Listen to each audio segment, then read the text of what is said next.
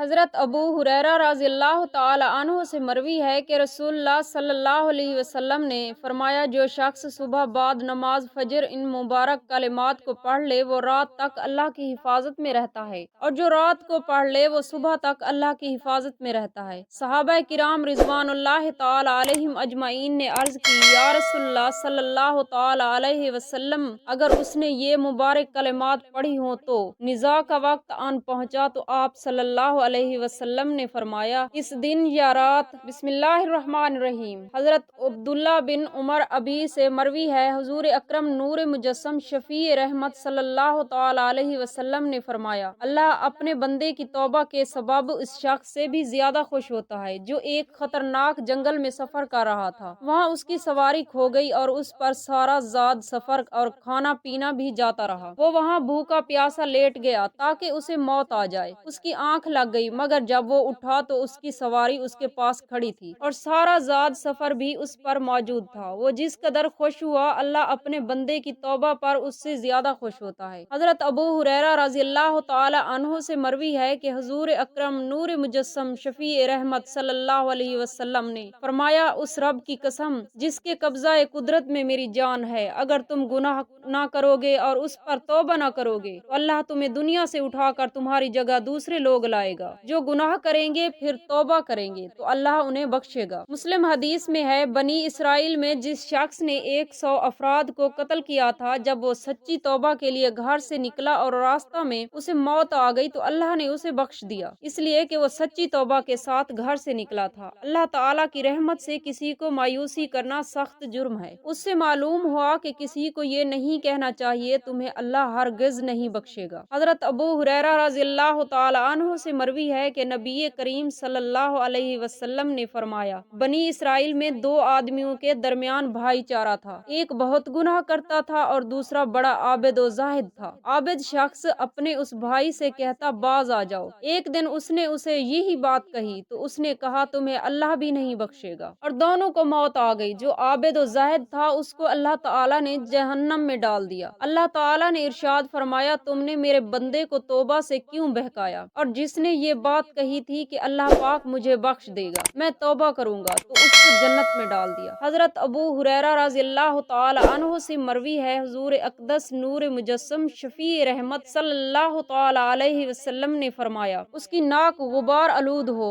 اس کی ناک خاک آلود ہو، یعنی ذلیل و رسوا ہو۔ کسی نے عرض کیا، یا رسول اللہ صلی اللہ علیہ وسلم، وہ کون ہے؟ حضور اکرم نور مجسم شفیع رحمت صلی اللہ تعالی علیہ وسلم نے فرمایا کہ جس نے ماں باپ دونوں کو یا ایک کو بڑھاپے کے وقت پایا ہو، ان کی خدمت کر کے جنت میں داخل نہ ہوا۔ حضرت معاویہ رضی اللہ تعالی عنہ سے روایت ہے کہ ان کے والد حضور اقدس صلی اللہ تعالی علیہ وسلم کی خدمت اقدس میں حاضر ہوئے اور عرض کیا، یا رسول اللہ صلی اللہ علیہ وسلم، میرا ارادہ جہاد میں جانے کا ہے، آپ سے مشورہ لینے کے لیے حاضر ہوا ہوں۔ ارشاد فرمایا، کیا تیری ماں ہے؟ عرض کیا، جی ہاں۔ فرمایا، اس کی خدمت اپنے اوپر لازم کر لے کہ جنت ماں کے قدموں کے تلے ہے۔ حضرت ابن عباس رضی اللہ تعالی عنہ نے فرمایا کہ حضور اقدس نور مجسم شفیع رحمت نے فرمایا، صلی اللہ علیہ وآلہ وسلم نے فرمایا کہ جس نے اس حال میں صبح کو ماں باپ کے بارے میں اللہ تعالیٰ کا فرما بردار رہا، اس کے لیے صبح ہی کو جنت کے 2 دروازے کھل جاتے ہیں، اور اگر والدین میں سے ایک ہو تو ایک دروازہ کھولا جاتا ہے، اور جس نے اس حال میں صبح والدین کے بارے میں خدا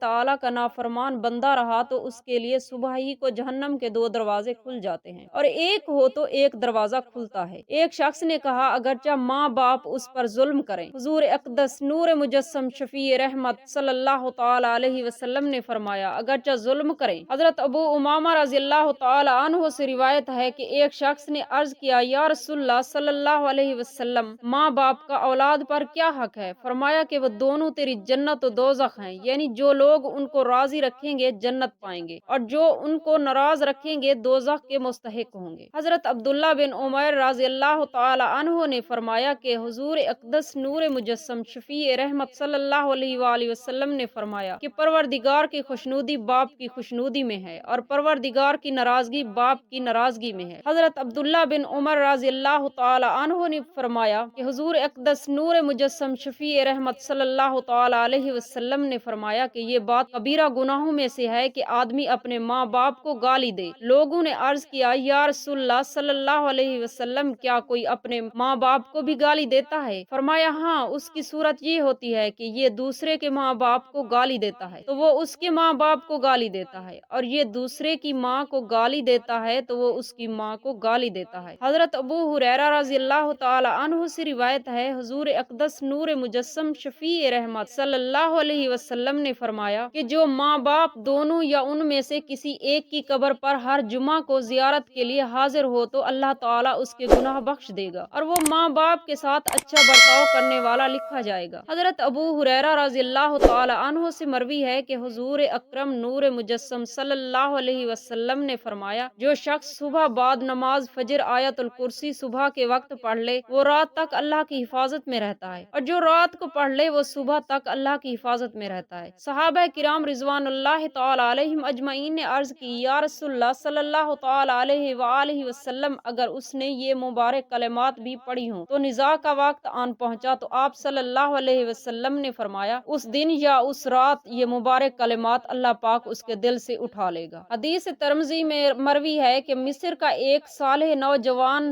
बुरी सोहबत में बैठने से बुरा हो गया। हजरत उमर फारूक रज़ियल्लाहु ताला अन्हु ने उस नौजवान की उस सलाहियत की वजह से मोहब्बत थी। उसका हाल बिगड़ने के बाद सुनकर आपको बहुत रंज हुआ। आपने उसे यही आयत लिखकर भेजी। उस पर ऐसा असर हुआ कि वो फिर नेकी के रास्ते पर आ गया। अल्लाह तबारक व तआला से दुआ है, मेरे तमाम मुसलमान बहन भाइयों के बच्चों को अल्लाह पाक अपने हिफ्ज़ व अमान में रखे। आमीन।